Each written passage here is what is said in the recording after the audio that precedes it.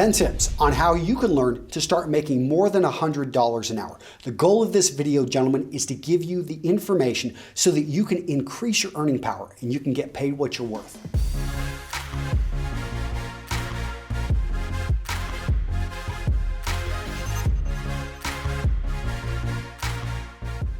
So the story behind this video is that I put out another video about how to make $1,000 in a week. You can go check it out right here. But in that video, I promised $1,000 to an accountability coach, somebody that could help me over the period of a few months, basically do what I need to do. Now, the gentleman that I partnered with, I looked at the checklist that I went through because we had a lot of applications, over 300 applications, and I had to choose one individual. So these are many of the things that I had on my checklist when I chose who I chose basically to pay this amount to. And when it comes out to it, he's going to work less than 10 hours. And so you do the quick math there, he's making over $100 an hour to help hold me accountable. But I want to be specific. Why was I willing to pay this person that amount? Guys, that's what this video is all about. Tip number one to getting paid more is to respond quickly. People equate speed with competence. And if you take too long to reply, especially when somebody's putting out a job offer, somebody needs a problem solved, then oftentimes you're going to miss the opportunity. The gentleman that replied to me replied within 24 hours of me putting out the video. He was on a weekend. He still didn't let that stop him, but it was the speed of his response because I looked at the first 30 applications. Past that, I had my assistant actually go through and help me weed through and make sure that people hit a criteria. But if you were in that first 30, I personally went through it, and so I gave more weight to it. I just equated that these people were hungrier for the job. Tip number two is to show a relevant track record. So I had a number of people reach out and they had never done anything like this. And I thought, I'm not going to hold this against him. But the gentleman that applied, he was a ringer because he had a relevant history. He already had a passion in accountability. I can't predict the future, but I can look at somebody's past and I can say, for 5 years, this guy's been working in this industry, working to solve these type of problems. I can assume for the next 5 months, he's going to be able to be focused on me. Tip number three to make more money, build trust. And you do that by being consistent. So in his follow-up response, once I sent him an email, he was consistent with the way he had replied to me before. He actually provided me with additional information that helped me build up trust. But it was the little things, because when you're meeting somebody face-to-face, you can kind of size them up. You can judge them by their handshake, maybe by how they're presented. Online, your email address is incredibly important. And this is something that a lot of people don't necessarily think of, but Max's email address was, when I looked at it, it made sense for the position. He basically had an accountability feel to it. It basically showed that he was a professional, he had his own domain. And so instantly, my trust level went up. Tip number four is to stand out. So this is something that can swing both ways. And I kind of equate it to swing it for a home run. What happens in baseball when you swing for a home run? You strike out a lot of the time, but occasionally you hit that ball perfect and you knock it over the fence. I think if you're going for a higher paying position, you need to, in a sense, you need to narrow down, be very specific about what problem you're going to solve, how you're going to do it. In this case, the gentleman that got the position, he focused in on an emotional driver early on and he hit it right on the head. He was able to tell me exactly how him solving that problem was going to make my life better. And guys, it worked. Tip number five, be specific. What I mean by this is you need to niche down. You need to zero in on what exact problem you're going to solve and who you're going to serve. And why this is so powerful is because you can start to describe the person's problems better than they can. And when you can do that, all of a sudden people just make an assumption that you can actually solve it. Max showed me, he's like, Antonio, I focus in on helping salespeople. I'd already created a business doing this and I help hold salespeople accountable. But I can tell you there's a lot in common between salespeople and entrepreneurs.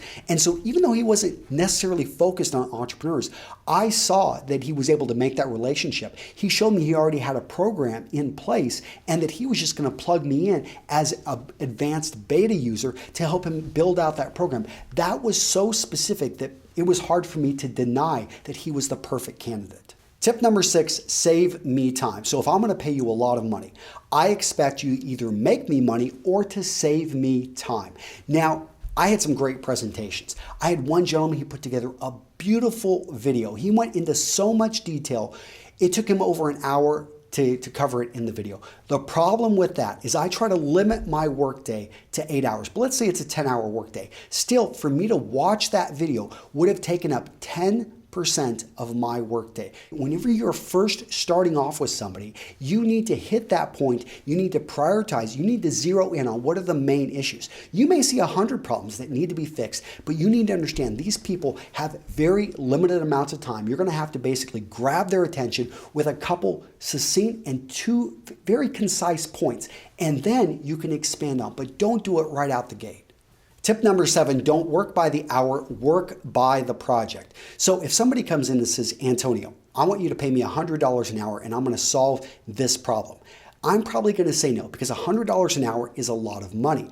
But if somebody says, Antonio, I see you've got this problem. If you pay me $1,000, I will solve it. Well, all I have to do is measure, is this problem worth $1,000 to be solved? Because he's taken on the risk. And whether it takes him 5 hours or whether it takes him 100 hours, that risk is not on me. So you need to be able to judge when you look at a project, can you actually make it well worth your while? And the problem you're solving, is it worth what that person is going to pay for it?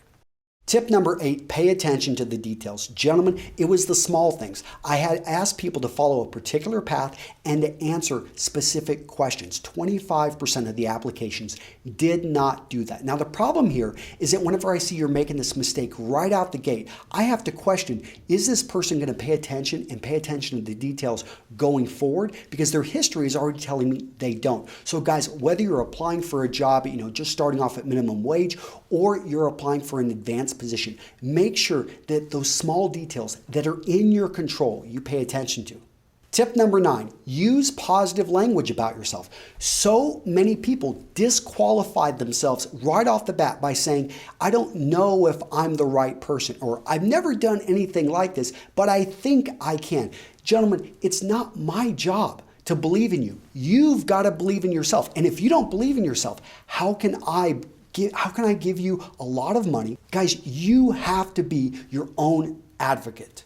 Finally, tip number 10, gentlemen, be persistent. So I had a number of people that actually followed up within 48 hours. They were not pushy. They were just simply saying, hey, Antonio, just wanted to make sure you got my application and let me know if you have any other questions. That is good to go. You've got to understand it's a numbers game. We had over 300 applications, and I only chose one individual. Even if you were in the top 1%, there was a 1/3 chance you were not chosen. Now, that is nothing bad against you. It just simply means that you need to refine, be more specific, take this information, guys, and run with it. And so if you're interested in making more money in entrepreneurship, guys, I'm going to link you over to a special page at Real Men Real Style. Basically, I talk about Ramit Sethi. You've heard me talk about this guy before. He's got some amazing programs. I give you behind the scenes looks of his actual programs. In addition, if you buy one of his programs, I always say, hey, I will give you one of my programs for free. Because I'm an affiliate, I actually do get a commission, but also because if you invest in yourselves, I want to be there to help support you. Guys, that is it. So I will see you in the next video. Let me know in the comments what I missed, what you think could be better. I really do appreciate all the people that applied for that accountability position. And I'll be putting out some other positions here relatively soon. Business is doing great, guys, and I really appreciate you supporting me, supporting my company, and sharing with other men the great content we're putting out here. That's it, guys. I'll see you in the next video.